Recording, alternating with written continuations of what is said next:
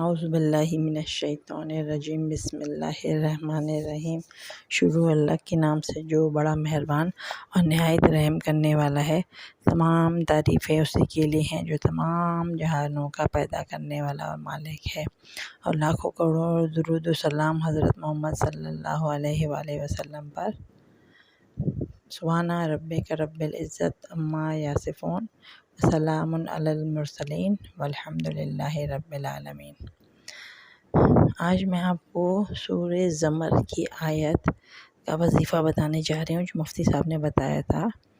بہت ہی فضیلت والا اور بہت ہی تیر بہدف ہے، جو تمام مشکلات کے لیے، ان کے حل کے لیے اور ان کو منٹوں میں حل کرنے کے لیے اکسیر کا درجہ رکھتا ہے۔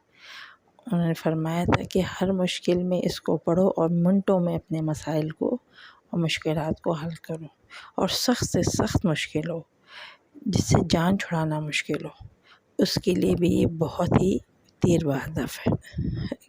مفتی صاحب فرما رہے تھے کہ حضرت مولانا عبید اللہ درخواستی صاحب کے مجربات میں یہ وظیفہ تھا۔ مولانا عبید اللہ درخواستی یہ صاحب جو ہے وہ بہت ہی صاحب اعمال تھے، اور اتنے زیادہ نیک تھے کہ وہ مجذوب تھے۔ ان کے اندر جو ایک مجذوبانہ انداز تھا ان کا، اور جو دیکھتا تھا وہ حیران رہ جاتا تھا ان کے کمالات دیکھ کے، ان کا عمل دیکھ کے، کہ ان کے عمل جو وہ کام کرتے تھے، جس عمل کے لیے کرتے تھے، اس میں اللہ پاک کامیابی اور کامرانی ان کو دیتے تھے۔ اتنا ان کا یقین اللہ پہ مضبوط تھا، اور ایسے وہ جو عمل وہ کرتے تھے اتنے یقین سے کرتے تھے کہ اس میں اللہ پاک ان کو 100% کامیابی ہی دیتے تھے۔ یہی مشاہدے میں آیا تھا۔ مولانا عبید اللہ درخواستی بہت ہی نیک اور مجذوب طبیعت انسان ہونے کے ساتھ ساتھ صاحب یقین بھی تھے۔ ایک موقع پر جو ہے وہ کہیں جا رہے تھے اور ان کا بہت ضروری کام، اور انہوں نے موقع پہ پہنچنا تھا، تو معلوم یہ ہوا کہ تمام روڈیں جو ہیں وہ بلاک ہیں۔ تو انہوں نے جو ہے روڈ کھلوانے کے لیے جو ہے اپنے تمام جو ہے وہ شاگردوں کو کہا کہ یہ آیت ان کو بتلائی، اور اس کے ورد کا حکم دیا کہ یہ آیت جو ہے اس کی تکرار کی جائے۔ تو یہ سورہ زمر کی آیت ہے۔ شاگردوں نے اس کو پڑھنا شروع کر دیا، اور آپ نے بھی پڑھنا شروع کر دیا، اور جب تک کہ پڑھتے رہے اپنے مقام پہ روڈ پہ پہنچے ہیں تو روڈیں کھلتی ہی چلی گئیں، اور ان کو روڈ بلاک ملی ہی نہیں، اور وہ اپنے ٹائم پہ اور اپنے مقام پہ اپنے وقت پہ پہنچ گئے۔ تو یہ کہ ایسی بہت سی کرامات تھیں جو وظائف کے ذریعے جو ہے وہ ہو جاتی تھی، مگر ان کا یقین بھی بہت زیادہ تھا اور عمل بہت مکمل تھا۔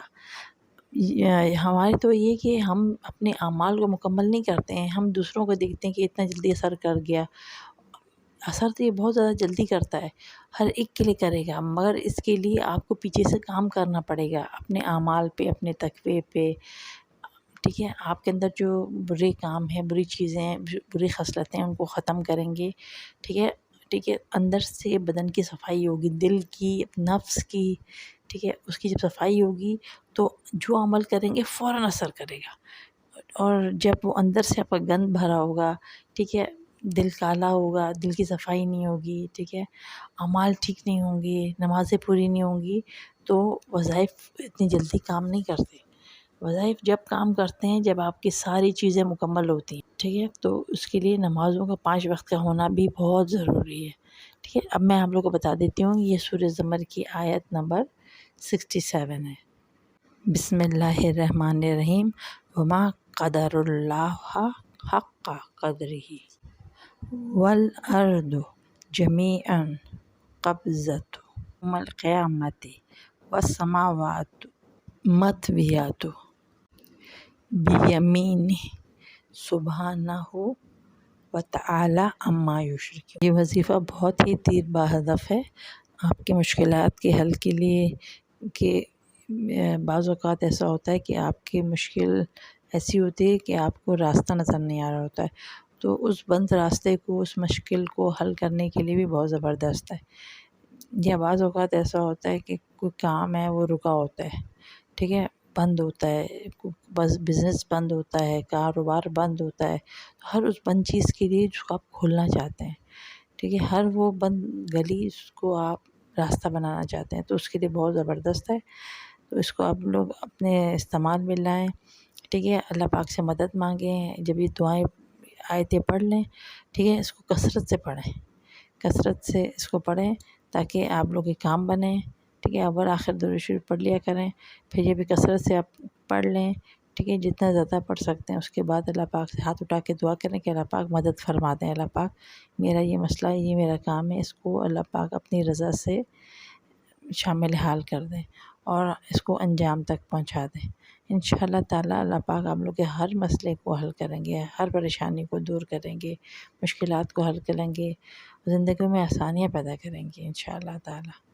مجھے بھی اپنی دعاؤں میں یاد رکھیے گا۔ اللہ حافظ۔